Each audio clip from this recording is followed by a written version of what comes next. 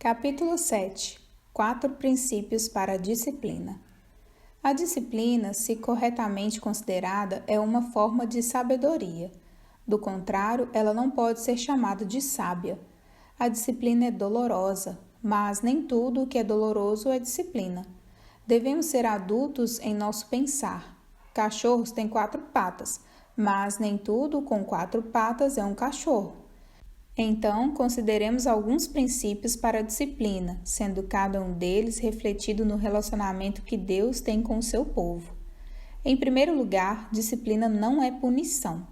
A disciplina tem como finalidade a correção, enquanto a punição visa justiça e retribuição. A pena capital, por exemplo, não tem por objetivo a correção do criminoso. Até pode ser que, na bondade e benevolência de Deus, alguém no corredor da morte clame ao Senhor e seja convertido, mas esse não é o propósito da pena de morte. Um dos grandes erros de nossos dias é tentar fazer com que os magistrados civis dominem a responsabilidade da disciplina. Por que temos penitenciárias? É para lá que vão os penitentes. Todo o sistema de penitenciárias foi criado pelo Estado para realizar a obra da disciplina que pertence à família, a qual o magistrado civil não é capaz de cumprir. Ao magistrado civil está designada a espada, Romanos 13, não a vara da disciplina. A Bíblia ensina que os pais devem disciplinar seus filhos e não os punir. Hebreus 12:11 diz: toda disciplina, com efeito, no momento, não parece ser motivo de alegria, mas de tristeza. Ao depois, entretanto, produz fruto pacífico aos que têm sido por ela exercitados, fruto de justiça. A disciplina visa a colheita ou o objetivo, ou porque há um problema a ser corrigido, a forma negativa da disciplina, ou porque há imaturidade ou fraqueza ainda sem correção, a forma positiva da disciplina. Enfim, a disciplina sempre deseja partir de um lugar para outro a fim de concretizar algo. Você não coloca cada filho numa banheira por um período semelhante de tempo por pensar em direitos iguais. Algumas crianças precisam ficar na banheira por um período menor de tempo e outras precisam de mais, pois estão sujos dos pés à cabeça. Dar umas palmadas, disciplinar comportamentos e corrigir atitudes não é punição, mas disciplina, cujo propósito como um todo é tornar possível a chegada a determinado ponto. Não se considere um juiz distribuindo justiça para todos os lados. Tanto a disciplina quanto a punição são boas em seus devidos momentos, mas não são a mesma coisa. Pais, especialmente quando com filhos pequenos, de forma alguma devem pensar em termos de julgamento ou retribuição. Em segundo lugar, certifique-se de disciplinar não com muitas regras, mas com alguns poucos princípios. Você é um pai, não uma agência regulamentadora. Aplicações específicas podem sempre ser deduzidas de princípios, ao contrário de quando se introduz princípios a partir de uma série de comandos individuais, o que não alcança o mesmo resultado. Lembro-me de quando criança ter recebido de meu pai 3 regras.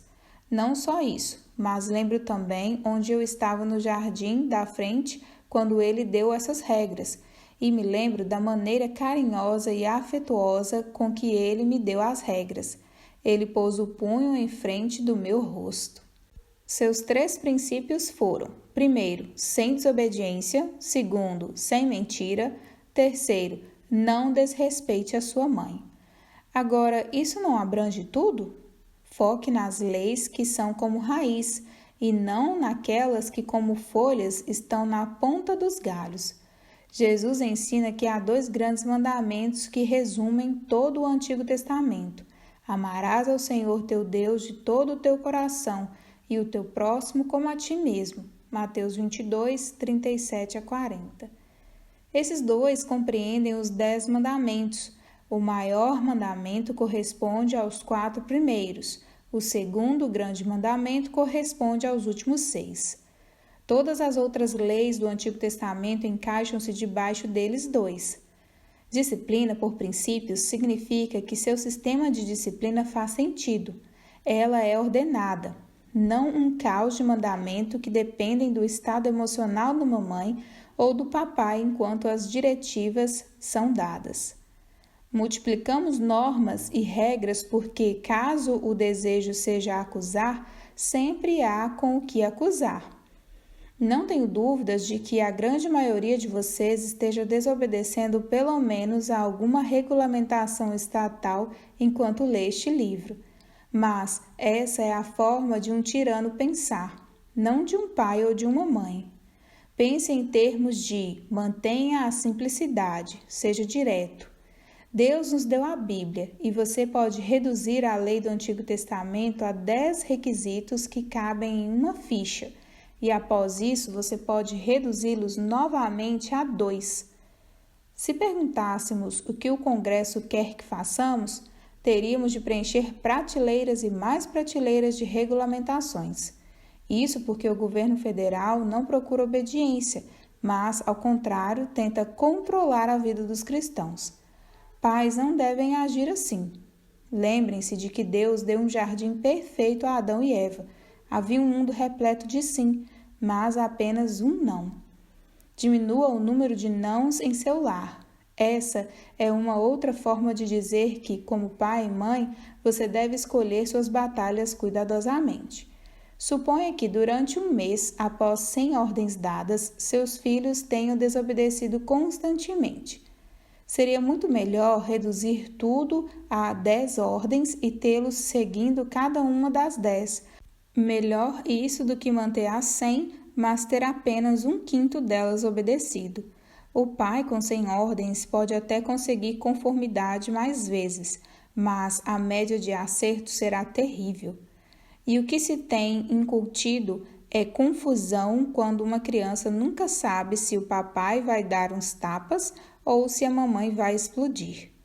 O mundo dela será muito mais estável e seguro se a quantidade de requisitos for reduzida, mas sempre tendo a obediência como alvo. É tudo uma questão de equilíbrio. Em terceiro lugar, fique calmo.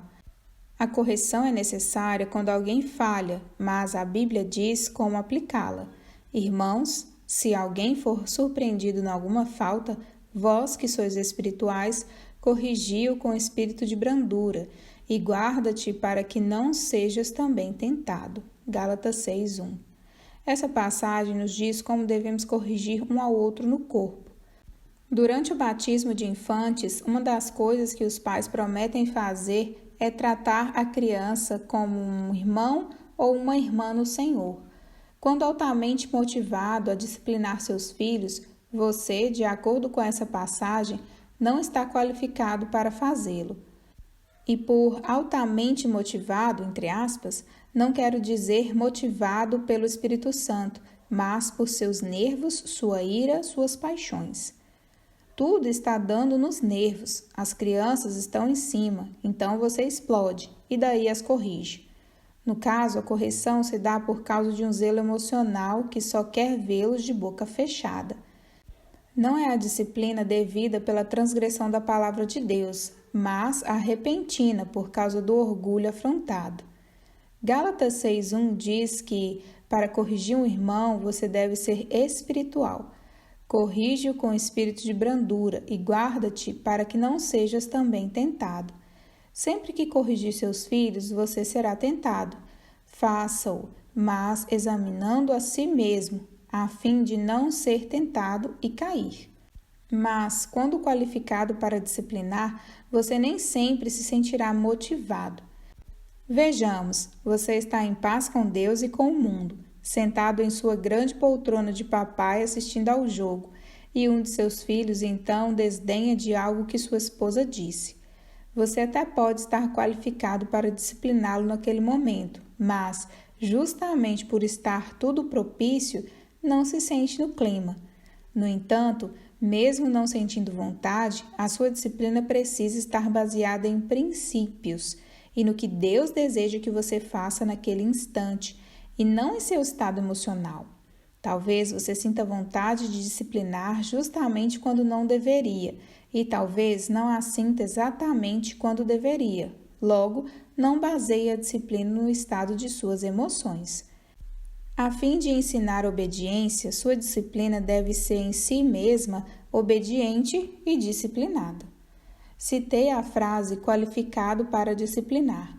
Não cometa o erro de pensar que por ter sido culpado do mesmo tipo de pecado quando criança, não está qualificado para disciplinar seus filhos. Sua condição para disciplinar deve estar baseada no que Deus manda fazer naquele momento, e não baseada no fato de ter ou não sido a criança que deveria ser. Se não foi o tipo de filho que deveria ter sido, ainda assim você não deve consertar esse fato do passado recusando-se a ser um bom pai no presente. Arrependa-se e comece a fazer da maneira de Deus de hoje em diante. As condições ideais para tanto estarão ou não presentes no momento da disciplina. A verdadeira disciplina diz respeito à comunhão restaurada. Quando cometido, o pecado quebra a comunhão na família. A disciplina busca tratar essa transgressão a fim de desfazer seus efeitos. Efésios 4:32. E há chances de isso dar certo. Se, para começo de conversa, já não houvesse comunhão, será impossível restaurar aquilo que não existe. Caso os filhos sejam um sofrimento constante graças a caprichos e desobediência, com instantes periódicos de dor aguda, que alguns chamam de disciplina, a reação a isso será algo como: eu te odeio, eu te odeio, eu te odeio. O filho que não deseja voltar ao jardim da comunhão já não está dentro dele. Se os momentos de disciplina afastam seus filhos mais e mais, que isso lhes sirva de sinal. Eles podem nunca ter pertencido ao jardim para início de conversa, e é aí que você precisa começar a agir. Agora, se todos estão em comunhão, se o seu lar é um lar feliz, então, quando o pecado transgredir tudo isso e você discipliná-los, seus filhos desejarão voltar. Eis um sinal saudável. Outra forma de dar errado é aplicar a disciplina quando se está com raiva. A disciplina piedosa subtrai o número de ofensas, ela não acrescenta.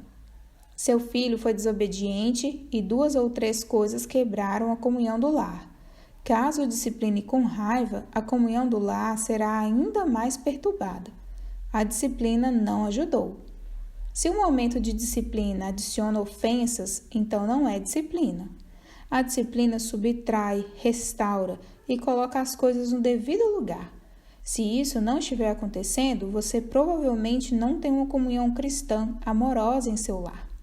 Gostaria de adicionar mais uma coisa a esse terceiro princípio. Fique calmo e aplique a correção física mesmo assim. Anteriormente, mostrei que em Gálatas 6:1 somos ordenados a corrigir nossos irmãos, guardando-nos para também não sermos tentados. Mesmo então, você o faz da forma como Deus diz que deve ser feito. A disciplina da vara não deve ser entendida como uma forma de autoexpressão. Trata-se de uma forma de correção e de agradar a Deus. Não é uma maneira de ventilar os sentimentos. Se precisa usar para desabafar emoções, você não está qualificado. A palmada precisa ser muito mais judiciosa e calma que isso. Porém, permanecendo calmo e motivado por obediência à palavra, o que Deus diz? Em Provérbios 23, 13 e 14, a palavra de Deus diz: não retires da criança a disciplina, pois se a fustigares com a vara, não morrerás. Tu a fustigarás com a vara e livrarás a sua alma do inferno. Nisso estamos imitando o nosso Pai. Hebreus 12:6 declara que Deus castiga todo aquele que recebe por filho. Vivemos numa época em que um grande número de pais cristãos, embora profundamente tolos, têm tentado disciplinar de forma tola. Daí, descobrindo que isso não funciona, concluem que o problema deve estar na palavra de Deus e não na aplicação inepta proposta por eles. Tratando-se de uma correção pecaminosa, sua aplicação deve ser abolida. Muitos não entendem isso e acabam por jogar tudo fora. A palavra de Deus nos diz o que devemos fazer. Não rejeite o que a palavra claramente ensina. Recusando-se a ouvi-la, você não livrará seu filho, que está a caminho da destruição. Sim, a disciplina física é ensinada na Bíblia, mas isso não significa uma necessidade de disciplinar seu filho a cada 10 minutos, havendo ou não necessidade. Não estamos falando de abuso de menores. As palmadas devem doer, nunca lesionar. A disciplina física não funciona, entre aspas, ocorre de duas formas. Uma, quando corrige seu filho e ele aprende a ficar longe toda vez que você pisa em casa ou liga a TV. Não passa de abuso. Deus não o chama para espancar seu filho. Se isso é o que tem feito, seu dever é arrepender-se e buscar o perdão de Deus e de seus filhos. Um pai jamais deve espancar seus filhos. O outro erro, e francamente o mais comum, acontece quando se dá uma palmada ou um tapinha ocasional e muito inconsistente por cima das fraldas. Bom, a criança simplesmente foi deslocada por uns 18 centímetros e nada mais. Aquela pequena coisinha endiabrada vai reagir assim. Eu desafio você e toda a sua deplorável tentativa de intimidar a dona do mundo. A disciplina é uma linguagem universal, ela comunica. A disciplina piedosa supera. Deve haver conquista, do contrário, não pode ser considerada piedosa. Muitas vezes pais relutam em disciplinar quando necessário, pois pensam que seus filhos têm a mentalidade fraca em relação à causa e ao efeito da piedade.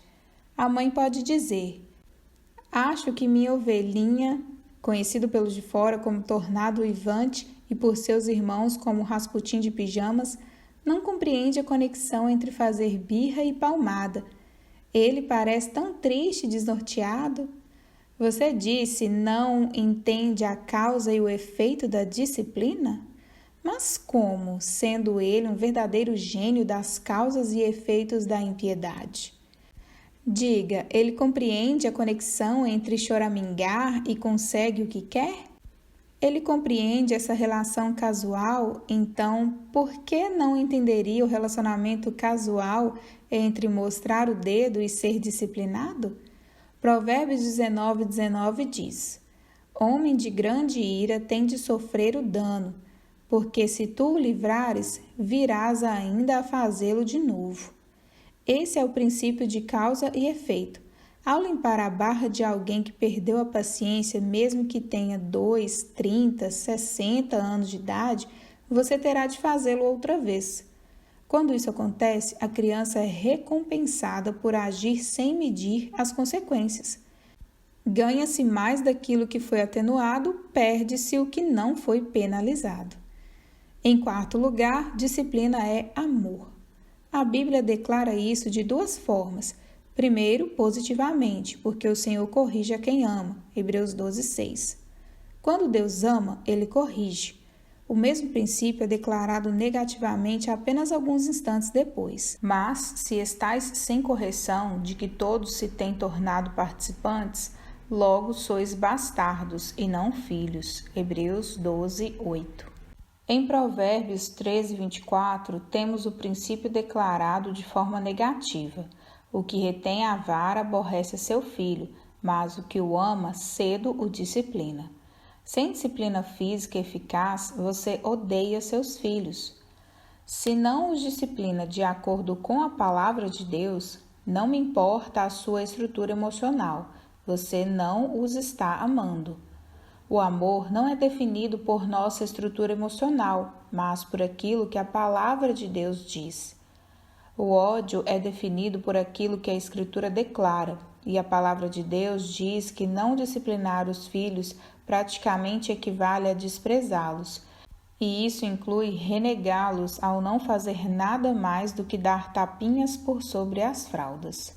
Logo, a disciplina sem eficácia é a forma de negar, rejeitar, odiar seus filhos. Deus não age assim conosco, portanto, não devemos agir dessa maneira com nossos filhos. Ao mesmo tempo, queremos corrigir nossos filhos enquanto manifestamos todo o fruto do Espírito. Por isso, disciplinar crianças é a vida cristã de forma microscópica. Não se trata de uma busca secular desconectada de conexões como o pecado e o perdão, o evangelho e a redenção. O ato de disciplinar os filhos está totalmente relacionado a Jesus. Estamos nutrindo almas, não treinando filhotes. Essa é a forma de discipulado e ministério, e não pode ser um ministério sem ter Jesus no centro. Não se conquista a justificação pelo experimentar da disciplina. A santificação não conduz à justificação, e nosso lugar em Cristo não foi dado porque alguém nos arrastou até Ele mediante a correção física. Você foi adotado pela livre graça divina. E então Deus coloca em você uma das marcas de pertencimento.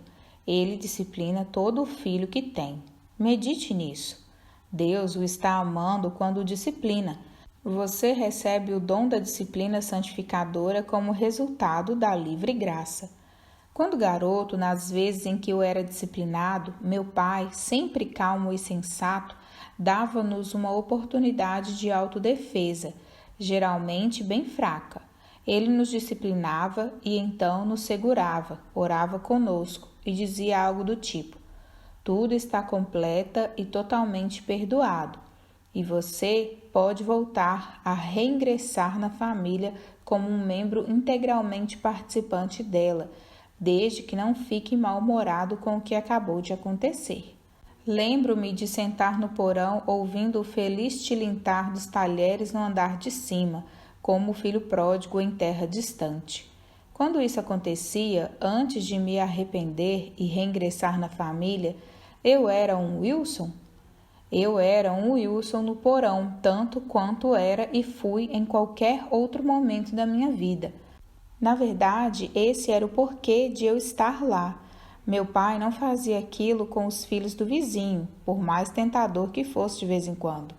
Eu estava lá, pois eu era um Wilson. A membresia da minha família nunca esteve mais segura do que quando eu estava sentado lá, sob disciplina. Estava feliz em ser um Wilson? Não necessariamente.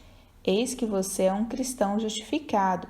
Essa é a sua posição como cristão, e então Deus disciplina, açoita, corrige. Ele opera coisas diferentes e que introduzem problemas em nossa vida. Se ficamos bravos ou chateados, é como se estivéssemos sentados nas escadas do porão, não querendo voltar a fazer parte da família.